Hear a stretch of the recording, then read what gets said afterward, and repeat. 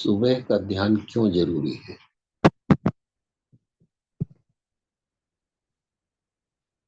पहला काम ध्यान से क्यों शुरू किया जाए?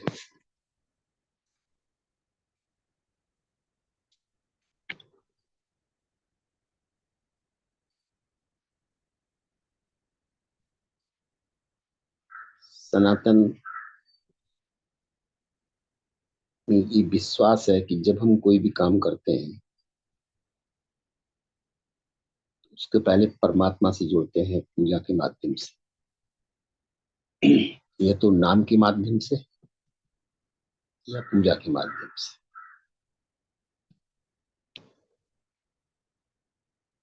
या तो कुछ लोग सुबह माला जपते हैं, कुछ राम नाम लेते हैं, कोई पूजा करते हैं।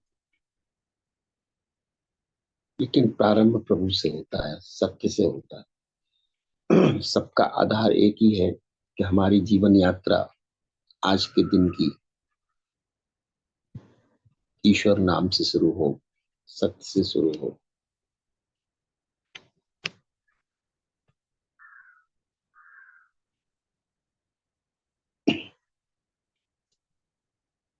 हम ये समझते हैं कि कल वाले ही हम आज हैं।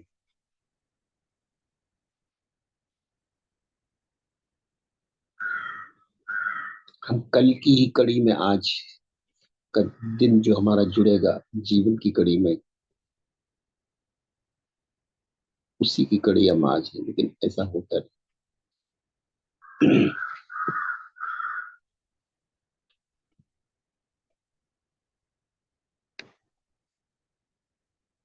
रोज रात को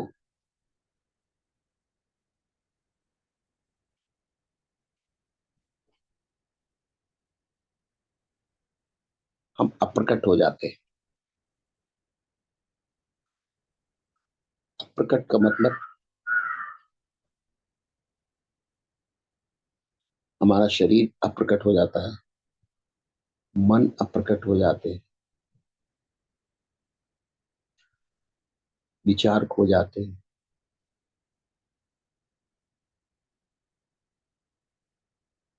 रोग शोक मोह सब खो जाते हैं, दुख भी खो जाते हैं।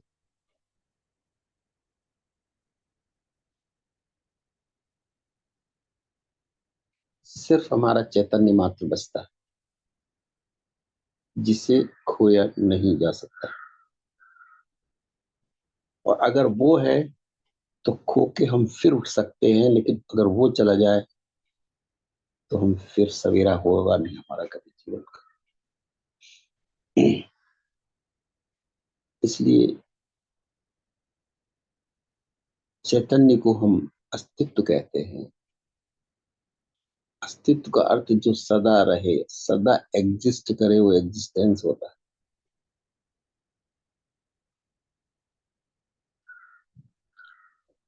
यही तो परमात्मा और प्रकृति के गुण है। परमात्मा का अर्थ जो सदा रहे, प्रकृति का अर्थ जो एपियर हो जाए, डिसएपियर हो जाए।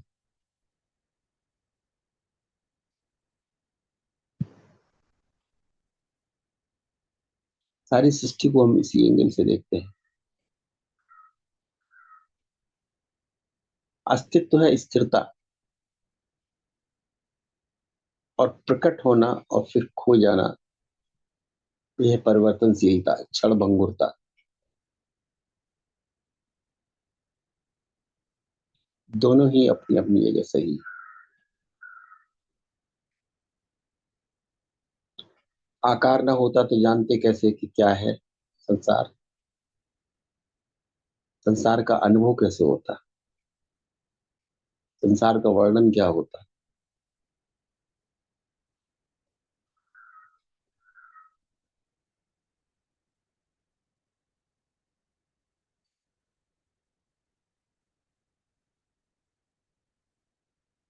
उसी अस्तित्व का प्रकट रूप संसार है।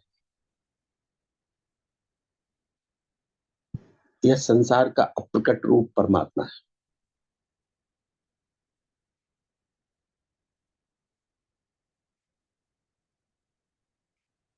नित्य नया संसार ये तो रोज बदलता है।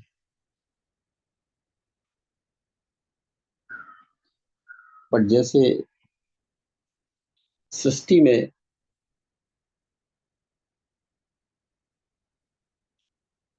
प्रलय के बाद सृष्टि का अंत हो जाता है,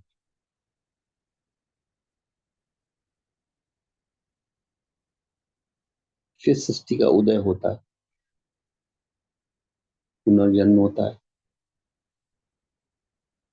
फिर सृष्टि रहती है और फिर सृष्टि का अंत हो जाता है। जिस सृष्टि में उदय होता है, रहती है और अंत हो जाता है, वो दृश्यमान स्वरूप है, विजिबल फॉर्म है। लेकिन उसका जो अदृश्य रूप वो सदा है। अगर वो न रहे तो ये उदय व्यय का खेल ही न रहे, तो एपियर डिसिप्लिन का खेल होता उसी के कारण, आधार है वो। वो न हो तो ये खेल न हो, अदृश्य न हो तो दृश्य भी न हो। सारे दृश्य उसी अदृश्य से निकलते हैं और उसी पे समा जाते हैं। करोड़ों करोड़ों जीव रोज जन्म लेते,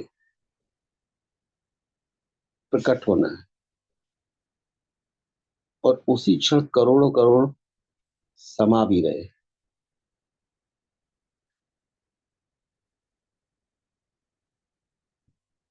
प्रकट अप्रकट हो रहा है, अप्रकट प्रकट हो रहा है,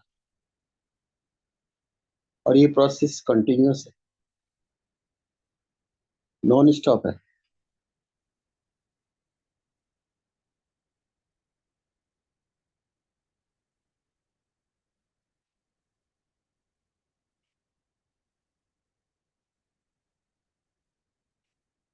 लेकिन जब हम मनुष्य के बारे में बात करते हैं, ह्यूमन बीइंग के बारे में बात करते हैं,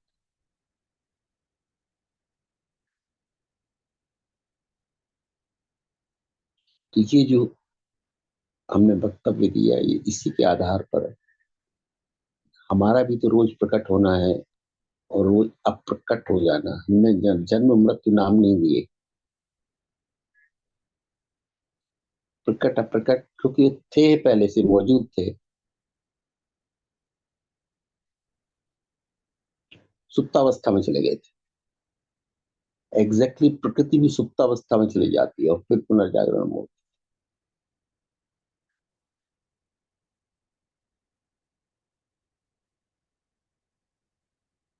लेकिन जो सुप्ता में जाता है और सुबह फिर से उठता है, अपीयर होता है,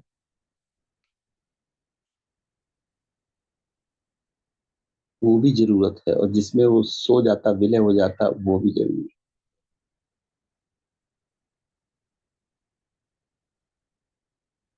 और ये दोनों हिस्से हमारे, हम ही हैं ये दोनों हिस्से। शरीर और मन भी हम हैं, हमारा दृश्य रूप है, और चैतन्य हमारा दृश्य रूप है। चैतन्य की कोई उम्र नहीं, उसकी प्रकट प्रकट नहीं, उसका जन्म नहीं, उसकी मृत्यु नहीं, वो सदा है। देह की आकार की उम्र है, इसकी बिगिनिंग है, इसकी एंड है, और बिगिनिंग और एंड के बीच में कंटिन्यूअस इसमें चेंजफुलनेस, सतत परिवर्तनशीलता, क्षण भंगुरता है।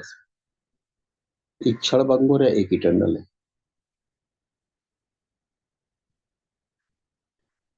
ब्यूटीफुल कॉम्बिनेशन है।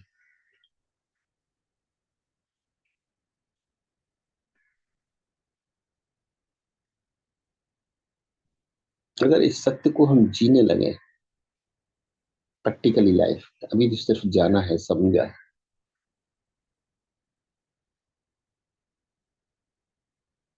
तो हमारे जीवन का जो दृष्टिकोण है पूरा बदल जाएगा।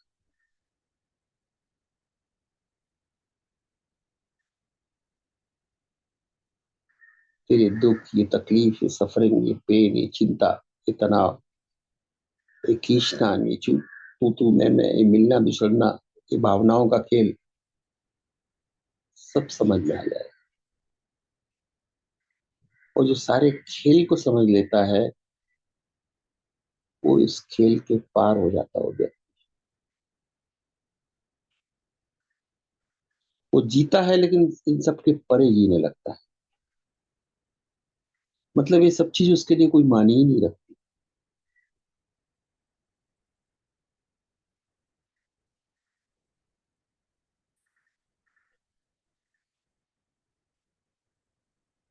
संसार में रह के अगर संसार तुम्हारे चित्त से गिर जाए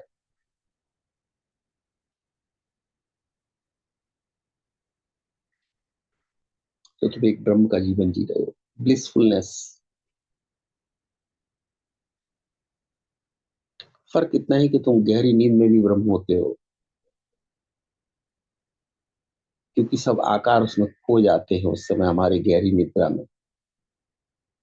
दुख खो जाते, सुख खो जाते, रोग खो जाते, बीमारियां, आकार, शरीर सब खो जाता है। सिर्फ तुम बने रहते हो, लेकिन तुम जानते नहीं कि तुम हो। ये सुबह तुम जान पाते हो कि आज मुझे गहरी नींद आई, लेकिन गहरी नींद आई इसका मतलब तुम उसके विटनेस थे, तुम गवाह हो, तुमने जाना कि गहरी नींद आई। तुम जानने वाले मात्र हो। गहरी नींद का अर्थ सब आकारों का विलुप्त हो जाना, और जागरण सुसुप्ति का आकार का फिर से प्रकट हो जाना।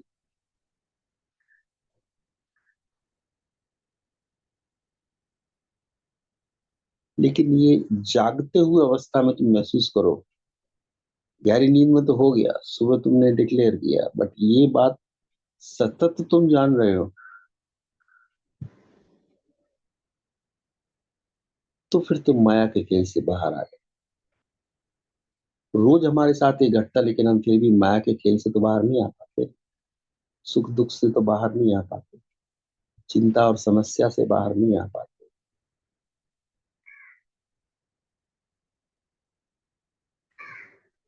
इंसान से जुड़ी जो भावनात्मक पीड़ाएं हैं, समाज से जुड़ी, संबंधों से जुड़ी, जब तक सब ठीक चलता है तब तक सब ठीक है, तो पता ही नहीं, एक गड़बड़ हुआ, एक स्ट्रक्चर टूटा परिवार में, और इमीडिएटली हम लोग रोना पीटा शुरू कर देते।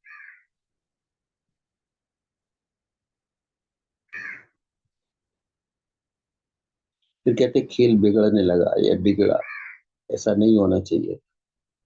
और एक उदासी छा जाती। कल तक जो चेहरा हंसता हुआ था, मुस्कुराता था, आज उदासीन चला गया, क्योंकि उसका कोई अपना सगा लगा न रहा आज। यूं तो किसी न किसी का सगा लगा रोज जाते हैं, लेकिन उसको दुख नहीं था। लेकिन जब आप आज उसका ना रहा, उसका जिंदगी में परिवर्तन हो गया, सोच में परिवर्तन हो गया, एक गहरी उदासी ने उसे घेर लिया।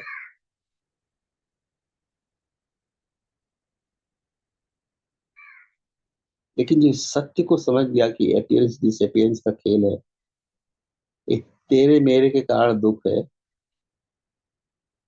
ये मान्यता के आधार पर दुख है। तुमने माना मेरा है तो मेरा है, तेरा है तो तेरा है, तो मेरे फिर जाने का दुख। जाते तो रोज हजारों लाखों लोग इस संसार, बच्चे से लेके बूढ़े तक, हर उम्र के बच्चे रोज जाते। उनका तुम्हें गम नहीं होता, उनका तुम्हें दुख नहीं होता, उनके कारण तुम्हारी उदासी नहीं छाती चेहरे,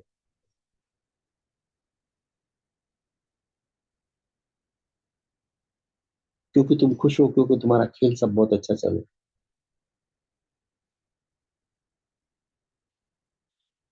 जो इस खेल को समझ लेते हो, इस खेल के पार हो जाते, फिर खेल का असर उनके जीवन पे, उनकी चेतना पर नहीं पड़ता।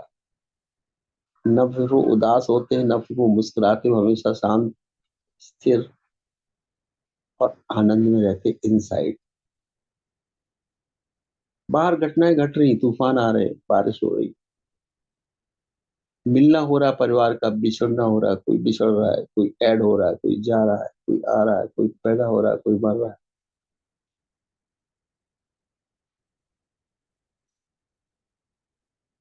लेकिन ये उससे परे जी रहे हैं, वो भी इसी संसार में, इसी घर में, लेकिन इससे परे जी रहे हो। उनका जीवन जीना एक अलग लेवल का हो।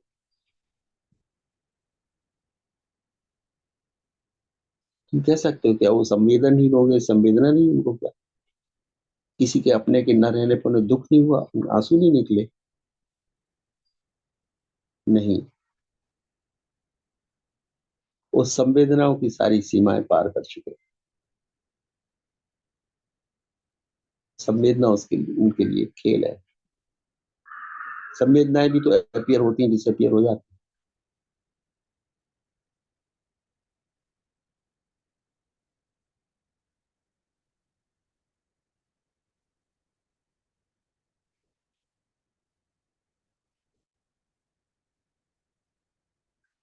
वो व्यक्ति अपने सत्य में स्थिर हो जाता है, शांति में स्थिर हो जाता है। सुख दुख की कोई डेफिनेशन नहीं है उसके लिए,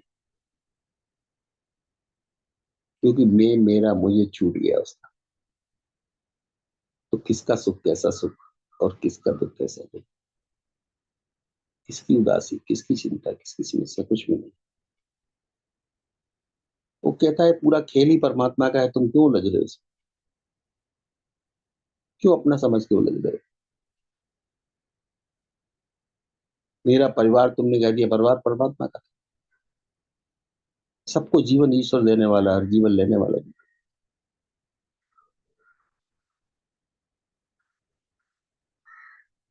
हम व्यर्थ में अर्थ अनर्थ क्यों करते चले जाते चीजों का? गलत ही एंगल से क्यों देखते हो, फिर समझते हो, फिर उसको पकड़ते हो, फिर उदास होते हो।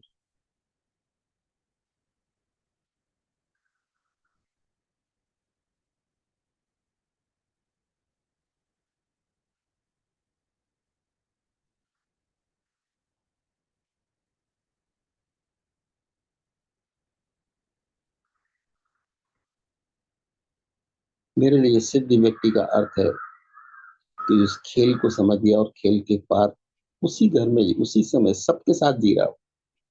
चारों तरफ परिवार है उसके, चारों तरफ माया खेल चल रहा है, लेकिन वो अस्पर्शित है सबसे, शांत है, स्थिर है। इस जीवन को मैं सुख पूर्वक जीना कहता हूँ, सुख पूर्वक। सुख मतलब कोई बाहर से आने आई हुई व्यवस्था नहीं है। धन आया, पद आया, कि प्रतिष्ठा आई, कि लोग आए।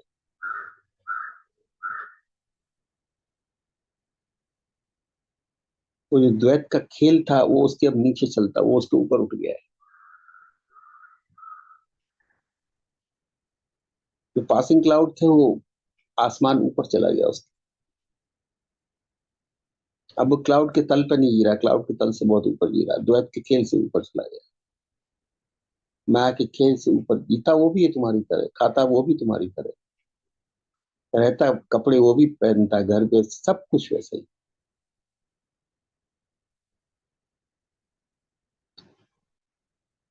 लेकिन वो सुखी दुखी नहीं होता, उदास नहीं होता, चिंतित नहीं होता। सभी भावनाओं के परे जीता है, क्योंकि अब वो भाग्य का हिस्सा नहीं रहा, डेस्टिनी का हिस्सा नहीं रहा, कर्म का हिस्सा नहीं रहा। इसका मतलब वो मुक्त व्यक्ति है, अगले जीवन का भी हिस्सा नहीं है वो।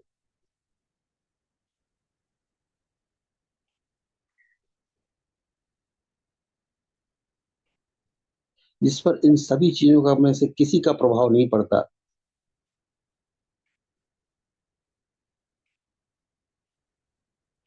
वही तो मुक्त। और इन प्रभावों से, इन द्वैत से ही मुक्त नहीं है। यही तो जीवन के द्योतक थे, यही तो जीवन के चिन्ह थे, सिंबल थे, कि जीवन तो तुम्हें दुखी है, जीवन तो तुम सुख भी होगे, उदास भी होगे, कृत्य भी करोगे, लेकिन उल्टा मैं जीवंत भी हूं और मैं इससे परे हूं। इन सब चीजों का कोई असर मुझ पर नहीं। जब बाहर मैं गगन की बात कहता हूँ, आसमान की बात कहता हूँ, बादलों से परे की बात कहता हूँ, वही अंतर में तुम्हें गहराई की बात मैं कहता हूँ। जब इसी की उपमा तुम अपने अंदर लोगे तो मैं कहूंगा शरीर के अंदर जब ध्यान रहता तो समुद्र के अंदर की तरह है। सतह पे हजार लहरें, हजार तूफान है, ज्वार भाटे हैं, सुनामी भी है, लेकिन गहरे तल में कहीं कुछ नहीं है। अपार की जलराशि है समुद्र में, अनंत की जलराशि। 3/4 हिस्सा पृथ्वी का पानी है। वो राशि नापी नहीं जा सकती।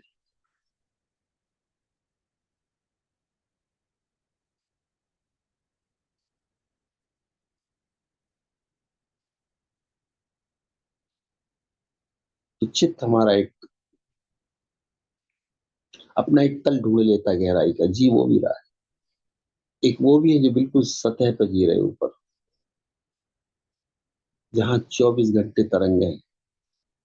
रात को सोते तो थोड़ा नीचे लेवल आ जाता है, तो जरा विश्राम मिल जाता है, लेकिन दिन होते ही वो फिर ऊपर आ जाते हैं।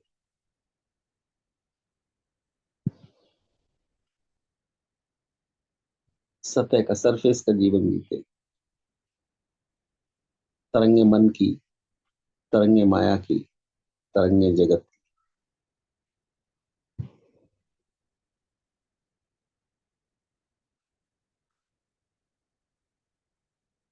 यही एक सामान्य व्यक्ति और बुद्ध व्यक्ति में यही फर्क है। बोध को उपलब्ध हुआ व्यक्ति जीवन की इन सब तरंगों को, माया की तरंगों को समझ गया और उनके परे का जीवन जीता है। वो सदा स्थिर है, सदा शांत है। वो बोलते अशांत होने का कारण नहीं, क्योंकि जो कुछ हो रहा है सब खेल है। खेल को कोई सीरियस लेने की जरूरत है क्या? खेल तो खेल है। खेल को देखने की जरूरत है। दूर से देखो, खेल चल रहा है और ये नॉन स्टॉप चल रहा है।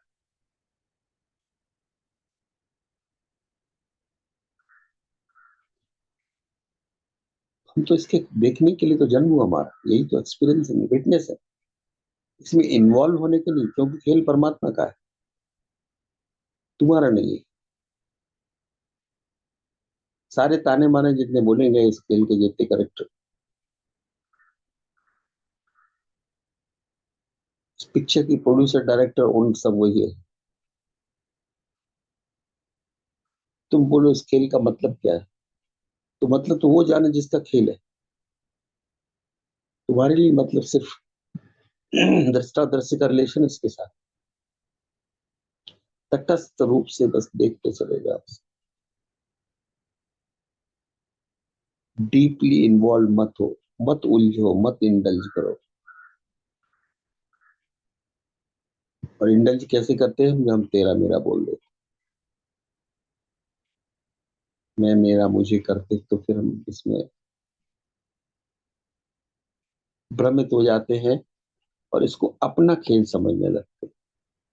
जो परमात्मा का खेल था उसे अपना खेल समझे, जो परमात्मा का दिया हुआ जीवन था उसे अपना जीवन समझने लगते।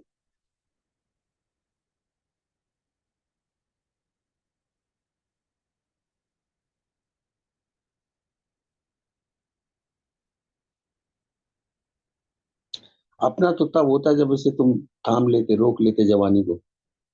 ठीक है, फिर तुम इसके मालिक। मैं भी कहता तुम इसके मालिक हो, तुमने जवानी रोक नहीं बढ़ने देंगे। हम तो मालिक हैं, मिल्कियत हमारी है ये सब, लेकिन तुम रोक नहीं पाते। रोक पाते नहीं तुम, तो क्या चिंता तुम्हारी मिल्कियत है? फिर दुख तुम्हारी मिल्कियत है, वो ले लेते हो अपने ऊपर।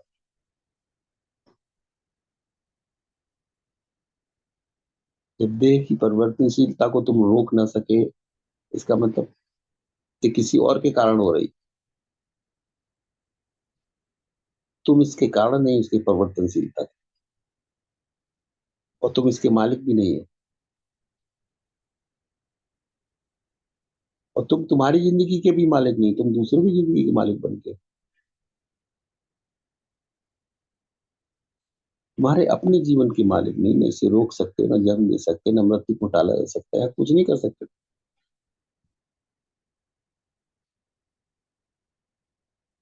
तो यही तो कहते हैं, यही तो ईश्वर का खेल है। और तुम्हारा शरीर और मन भी उसी खेल के हिस्से है।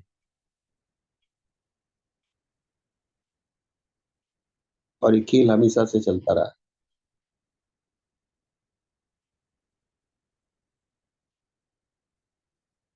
जिसने इस खेल को मेरा कहा वो बंध गया। जिसने इसे परमात्मा का कह के छोड़ के बैठ गया किनारे पर और देखने लगा, वो मुक्त हो गया। वो सत्य को समझ गया कि वाकई खेल तो परमात्मा ही का है। मेरा होता तो मैं अपने जन्म को रोक लेता, जीवन को रोक लेता, बचपन को रोक लेता, जवानी को रोक लेता, रोगों को न आने देता, बीमारियों को न आने देता। लेकिन मेरा बस कहाँ चलता है? अरे यार, किसी का भी बस कहाँ चलता है? सब घटनाएं होके रहती है।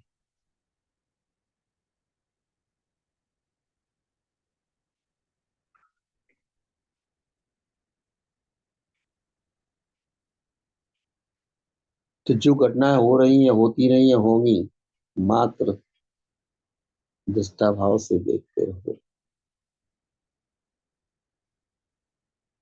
ये शरीर तुम्हारा नहीं, मन तुम्हारा नहीं, खेल तुम्हारा नहीं, घर परिवार तुम्हारा नहीं, कुछ भी तुम्हारा नहीं। जिसकी मिल्कियत तुम्हारी ना हो, जबरदस्ती मालिक बनने की कोशिश मत करो। करोगे तो दुख उठाओ।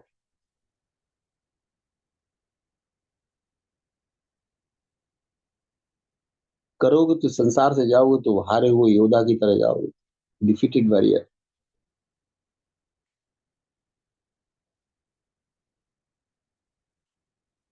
और बंध के इसलिए जाओगे कि फिर पुनः जन्म में तुम्हें आना है, इसलिए बांध के ले जाएगा बंद। तुम्हें छोड़ेगा नहीं, फिर पुश करेगा अगले जीवन में। क्योंकि तुम्हारा टारगेट, परमात्मा का टारगेट पूरा नहीं हुआ जो तुम्हारे माध्यम से करवाना चाह रहा।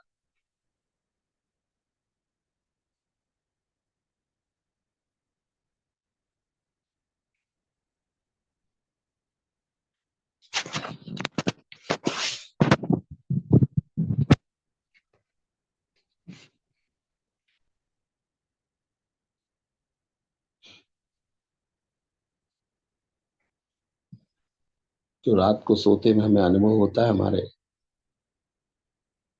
डीप स्लीप का,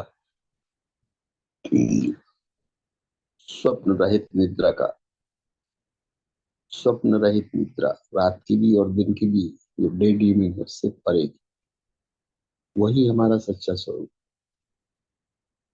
बस दिन में उसको जीना है, इतना ही करना है। उसी स्वरूप को दिन में जीना है, आंख खुले में जीना है। रात को सोते में डार्क साइड में दिया था, अभी ब्राइट साइड में भी इसको जीना है। तो फिर हमें बोध हो गया। नॉर्मली होता सबके साथ एवरीडे है, लेकिन बोध क्यों नहीं होता? क्योंकि दिन में हम उसको जी नहीं पाते, फिर एक नए सपनों की दौड़ में फंस जाते।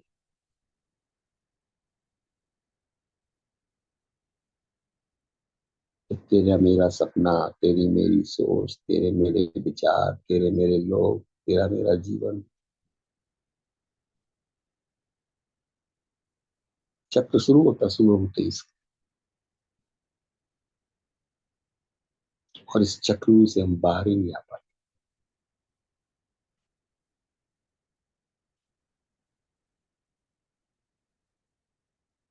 सुबह हमारा ध्यान रखने का या ध्यान में बैठने का सिर्फ इतना ही है।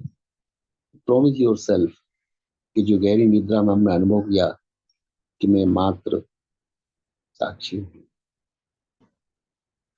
दिन में मैं मात्र दृष्टा बन के जीने का प्रयास करूंगी, मैक्सिमम जितना ज्यादा हो सकता है।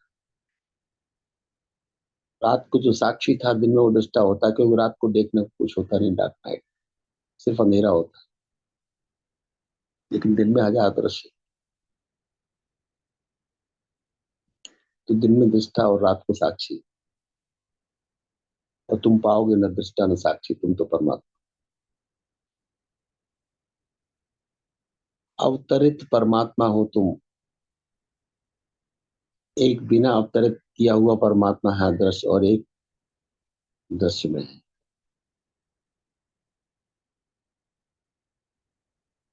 लेकिन अवतरित परमात्मा तो तब हो जब उसके भाव को जियोगे, आत्म भाव को जियोगे, परमात्मा भाव को जियोगे, भटकोगे नहीं, फंसोगे नहीं माया के जाल में। तो फिर परमात्मा कैसा कि उसका माया का जाल उसे फंसा ले। तुम्हारी शक्ति माया जाल से बहुत ज्यादा है, और ये शक्ति तुम्हारी बोध की शक्ति है, प्रज्ञा शक्ति, विवेक शक्ति। इसका उपयोग करो। कब के लिए ब्रह्मास्त्र रखा है? कब उपयोग करोगे? जीवन तो गुजरा जा रहा, कल का पता नहीं।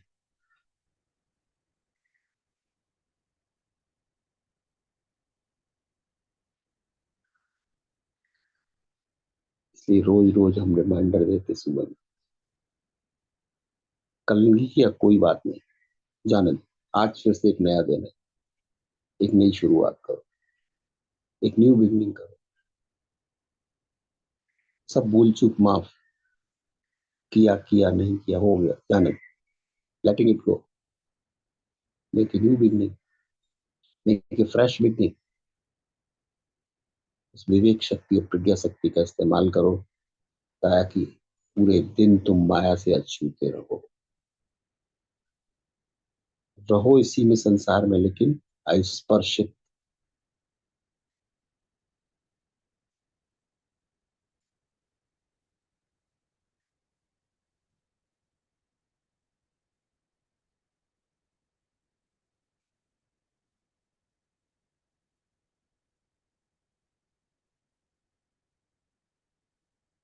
बस इसकी तरकीब सीख लो, इसकी स्किल सीख लो, और उसको धीरे धीरे विकसित करते चलो।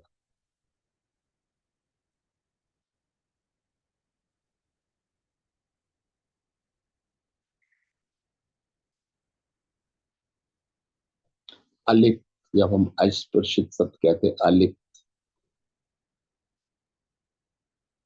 माया भी दूर नहीं है तुमसे, सेंटीमीटर भी दूर नहीं। तुम हो माया हो, बट उसमें तुम लिप्त नहीं। लिप्तता मैं मेरा लिप्त कर देती, ये भाव नहीं।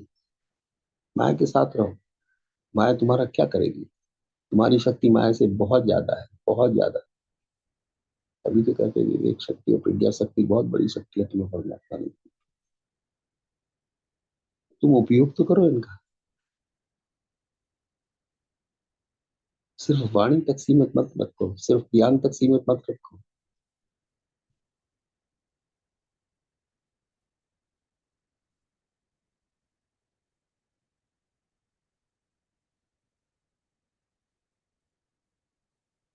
ज्ञान जब व्यवहार में लाया जाता है तब उसे टेक्नोलॉजी कहते हैं, टेक्निक कहते हैं, स्किल कहते हैं। तो स्किलफुलनेस तुम्हारे अंदर रोज देने का प्रयास हम इसलिए करते हैं, ताकि जो तुम्हें मालूम पड़ा उसको तुम धरातल को उतार सको, जी सको प्रैक्टिकली। जो थियोटिकली तुमने जाना, प्रैक्टिकली जी सको, तभी तुम मुक्त हो पाओगे। थियोटिकल ज्ञान से कोई मुक्ति नहीं है। तभी तुम माया के पार, माया में रह के भी, माया के साथ भी रह के तुम माया के पार जी जाओ।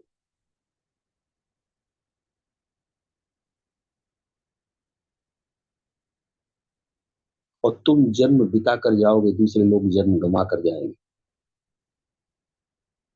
इतना फर्क रहेगा।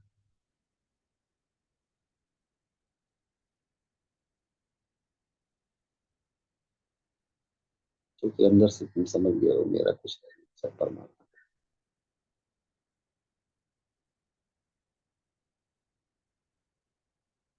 हर क्षण ये ध्यान कि सब कुछ ईश्वर। इवन जिसे मैं मेरा जीवन कहता हूँ वो भी उसी का, मेरा शरीर कहता हूँ वो भी उसी की कहता है, मेरा मन कहता है वो भी उसी की।